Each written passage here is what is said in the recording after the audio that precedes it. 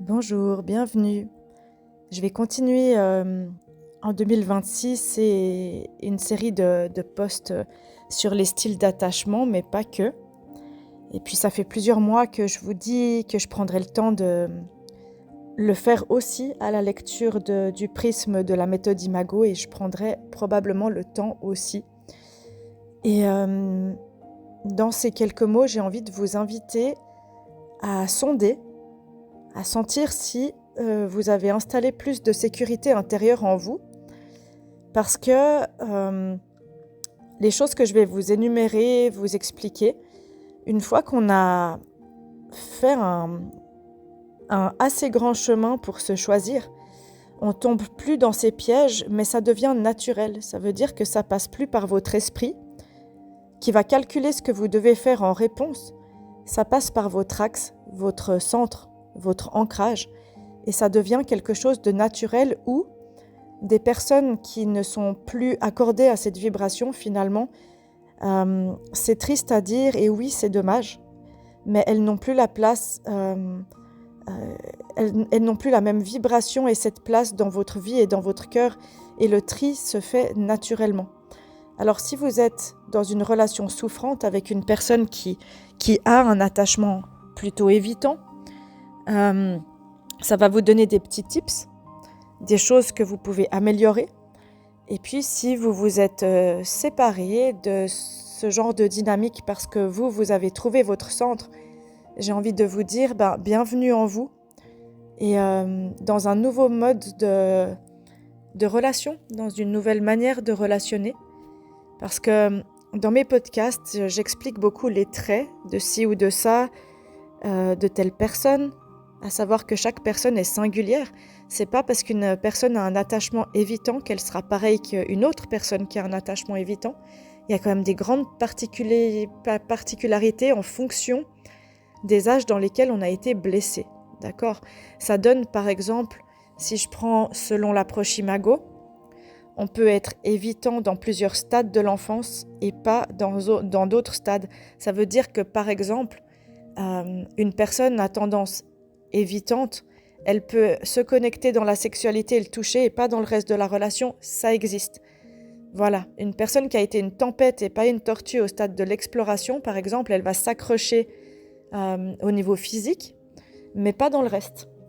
Donc il y a des nuances et je sais que dans les commentaires, vous voulez savoir pour votre évitant, votre évitante, c'est normal.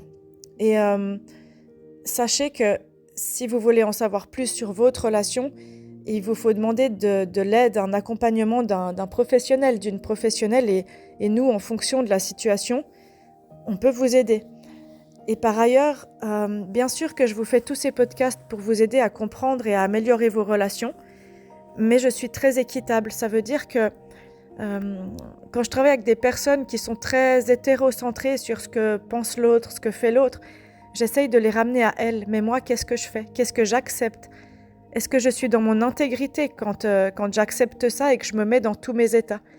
Et c'est là les points qui vont peut-être vous aiguiller, vous éclairer et vous aider, vous soutenir pour aujourd'hui dans ces quelques mots. Finalement, c'est parfois triste, mais dans ces dynamiques relationnelles, avec un attachement évitant, on fait parfois beaucoup de choses inconsciemment qui vont entretenir cette dynamique. Parce que souvent, si on reste avec ce genre de personnes alors que ça ne nous convient plus, c'est parce qu'on a aussi quelque chose à aller travailler en nous. Une blessure d'abandon, une assertivité qui n'est pas assez là. On ne sait pas assez poser nos limites, on ne sait pas assez être ancré. Et du coup, je vise à vraiment vous soutenir et souffler sous vos ailes. Voilà, pour éviter en fait toutes ces erreurs et surtout les conscientiser.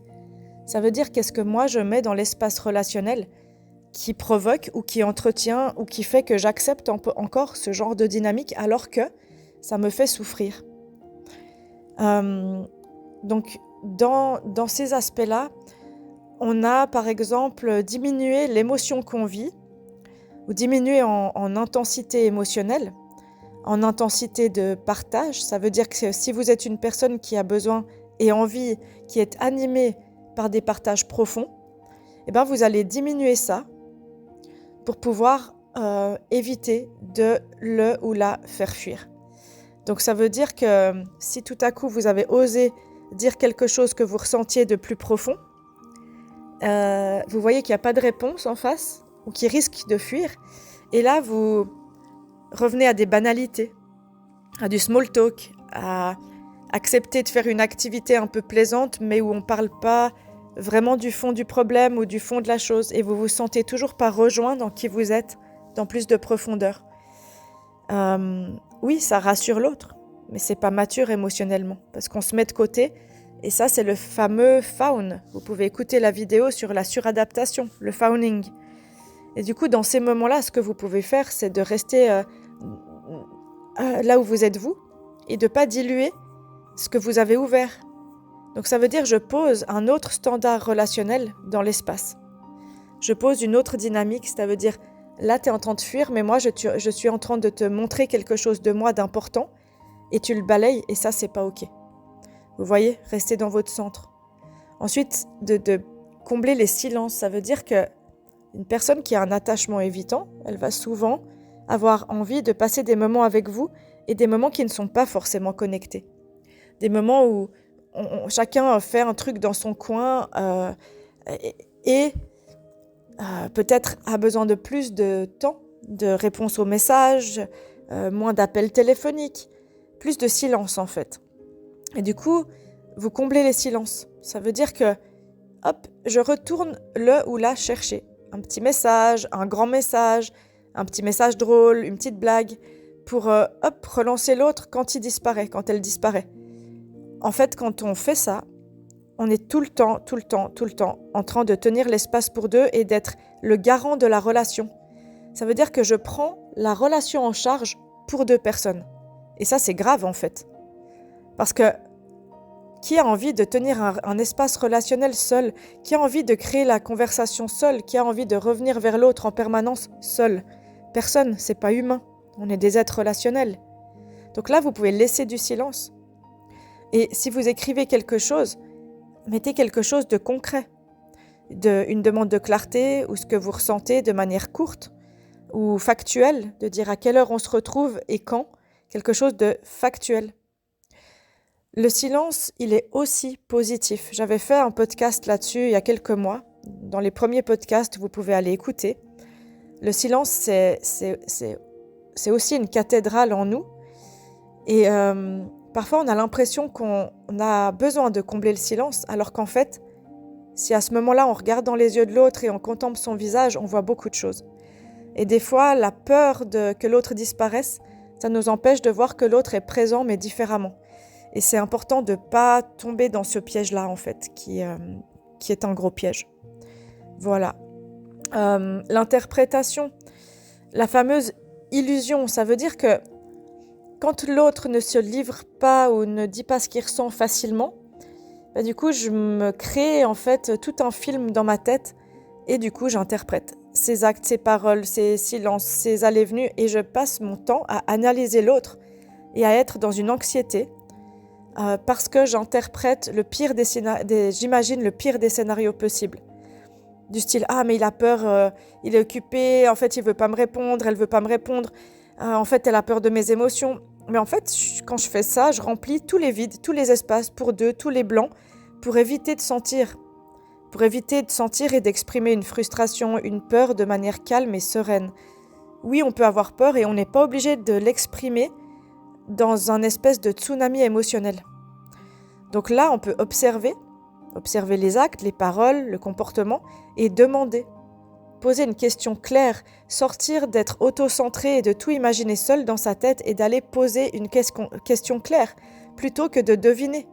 Et là, vous pouvez lui dire à la personne, dire en fait, je me fais tout un film dans ma tête parce que je ne sais pas ce que tu penses ou ce que tu ressens, j'ai besoin de plus de clarté. Une personne, qu'elle soit évitante ou pas, qui a envie de s'impliquer dans la relation, elle va agir et ça va être visible, ça va être palpable, vous allez pouvoir le ressentir.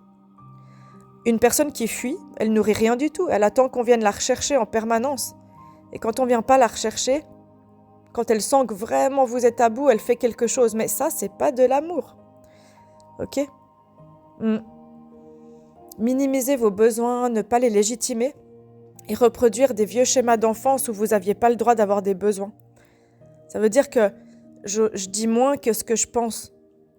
Je minimise tout ce que je ressens, ce qui m'anime, ce qui me rend vivant, d'être hyper empathe, hyper compréhensif pour pas effrayer l'autre. Mais en fait, quand je prends cette posture, ça pique un peu, je suis navrée, mais je prends une posture de thérapeute, de maman, de mentor. Puis du coup, c'est comme si énergétiquement, j'envoyais à l'autre tout le temps, t'es un poussin. Et je lui explique tout ce qu'il doit faire différemment. Alors qu'en fait, une chose que vous pourriez faire à la place de ça, c'est d'exprimer clairement, avec clarté, votre attente, votre besoin. Et encore une fois, une attente, c'est pas un besoin. Je referai un podcast là-dessus. Vous en prenez la responsabilité et vous demandez à l'autre, est-ce que tu te sens d'essayer ça? Là, si la personne, elle fuit, qu'elle veut pas en parler, vous avez déjà une réponse. C'est-à-dire que vous avez le droit d'avoir envie de fiabilité, de constance, de discours commun, de cohérence. Juste de constance, en fait. Vous n'avez pas besoin de rester cool, édulcoré, pour ne pas effrayer l'autre.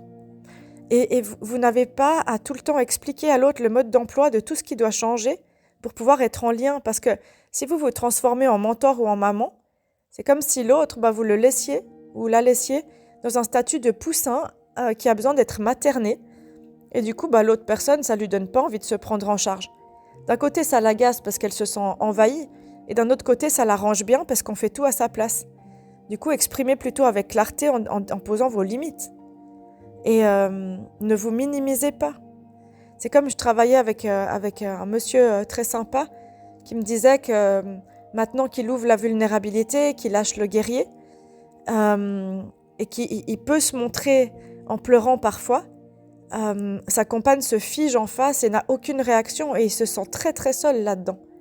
Et c'est vrai que qui a envie d'être dans une relation où tout à coup il y a une joie qui est vécue, quelque chose de génial et l'autre personne ne réagit pas, dit juste « ah ouais ». Qui a envie d'être dans une relation où tout à coup il y a une grosse tristesse et que l'autre personne vient pas juste un petit moment vous prendre dans les bras pour dire « je suis là, t'es pas seul ». En fait, on a tous et toutes envie de ça.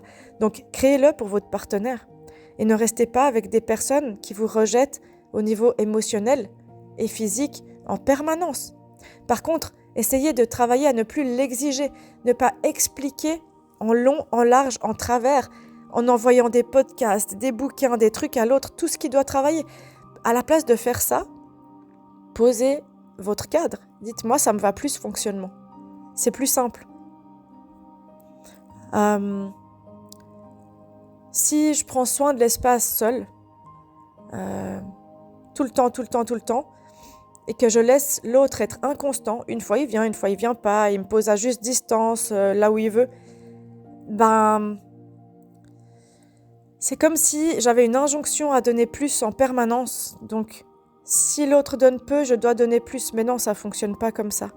Ça veut dire que je dois pas me sursacrifier à lui faire des cadeaux, des petits plats, d'aller dans ses activités, de tout faire pour pouvoir espérer avoir du lien. Ça marche pas comme ça.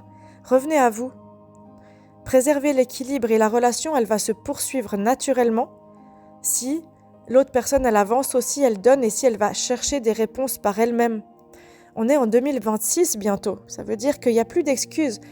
Il existe tellement de livres, de podcasts, de thérapie en ligne, de programmes de coaching, ChatGPT. Aujourd'hui, on n'a plus l'excuse. C'est-à-dire que si une personne ne veut pas se poser la question, vous pouvez vous épuiser 10 ans à donner le mode d'emploi à une personne qui ne veut pas.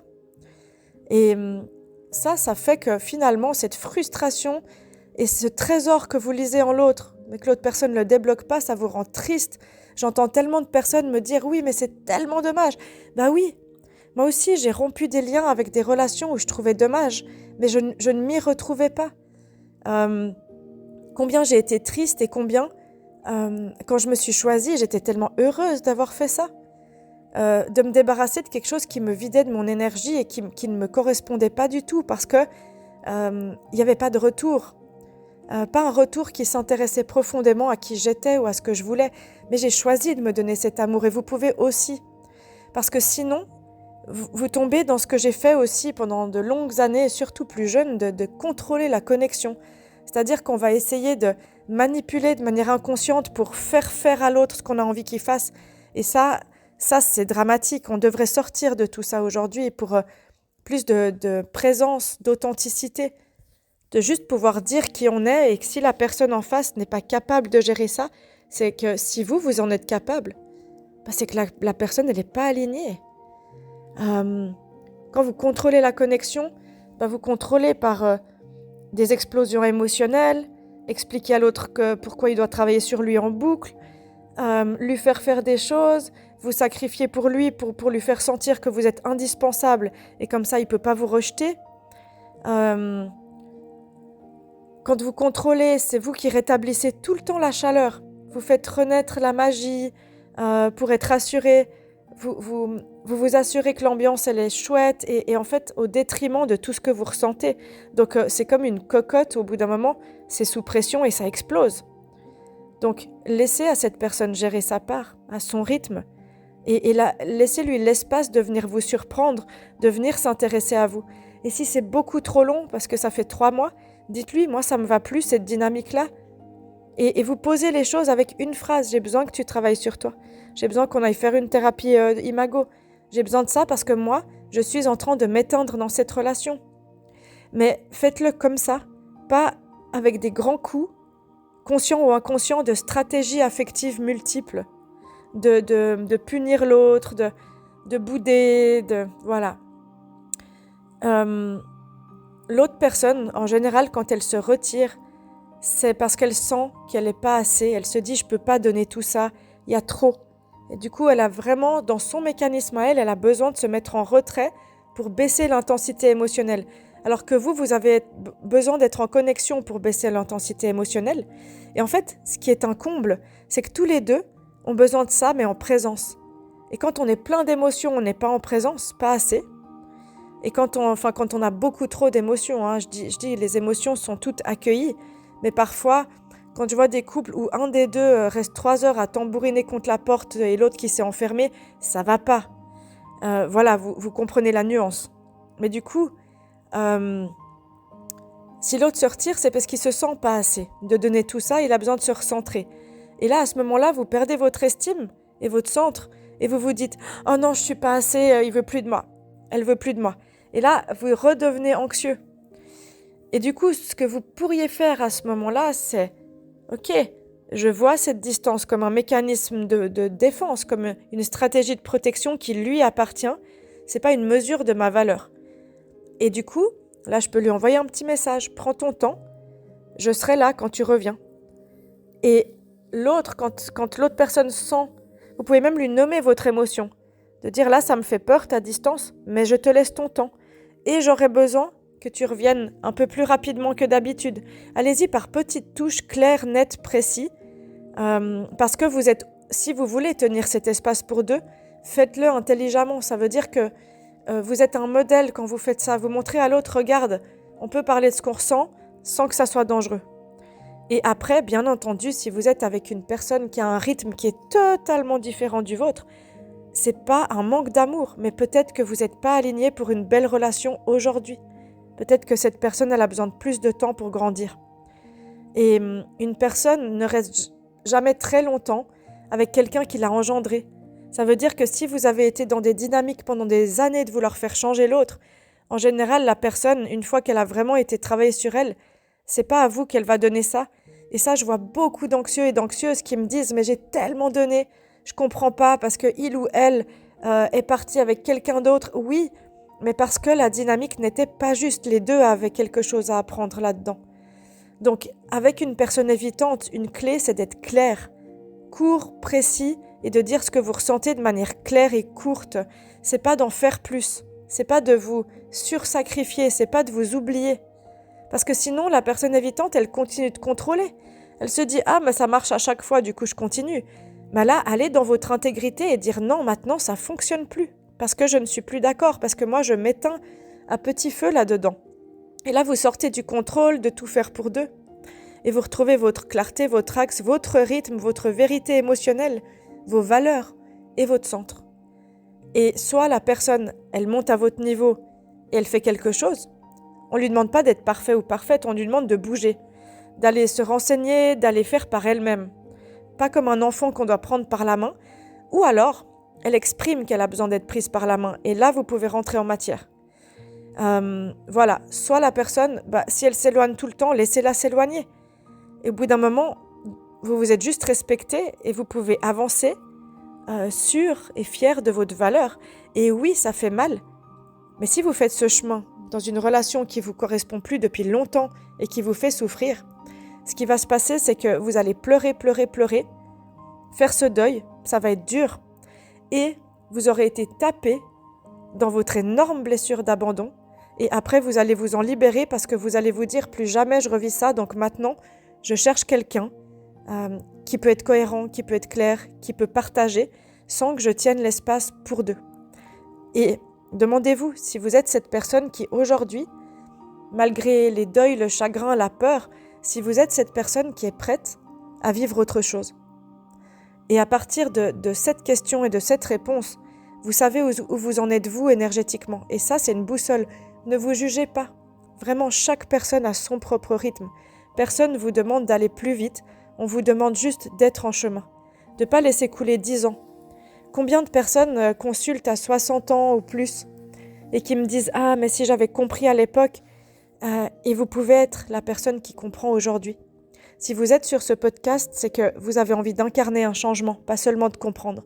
Parce que c'est vraiment le but de cette chaîne et de tous ces messages que je vous transmets, même si parfois ils piquent un petit peu. C'est toujours fait avec beaucoup d'amour et beaucoup d'énergie, de dignité, d'intégrité et de compassion, de douceur pour vous-même. Et pour votre partenaire qui a aussi son rythme à lui ou à elle. Ça, c'est très important. Souvent, la personne, c'est pas contre vous, c'est pas qu'elle vous aime pas, c'est qu'elle est pas capable.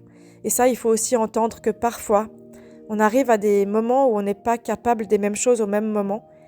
Et ça s'appelle la vie. Et à ce moment-là, soit la personne décide de vraiment faire un chemin, et dans ce cas, vous venez faire des stages imago et ce genre de choses, soit la personne n'est pas prête, et elle le sera peut-être un jour avec quelqu'un d'autre, et là, vous pouvez lui souhaiter que du bon, et vous souhaitez que du bon à vous, en disant « c'est pas toi ».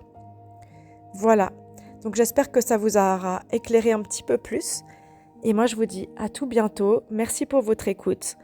Et puis, prenez soin de vous. Bonjour. Alors, plus de 350 vidéos pour vous, pour l'amour, pour le lien, pour comprendre. C'est du travail. Et j'ai un énorme plaisir à vous les faire.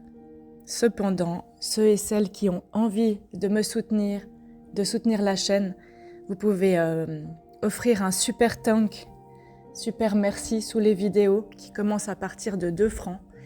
Et vous choisissez le montant. Et vous pouvez aussi partager cette chaîne à des personnes à qui ça parle. Et ça me soutient. Voilà, parce que j'ai du plaisir à vous donner ce contenu, mais c'est du temps, c'est de l'énergie. Et voilà, ceux et celles qui ont envie de faire un geste, vous avez la possibilité de le faire. Moi, je vous souhaite une belle journée et des belles écoutes. Merci pour votre présence, dans tous les cas. À tout bientôt.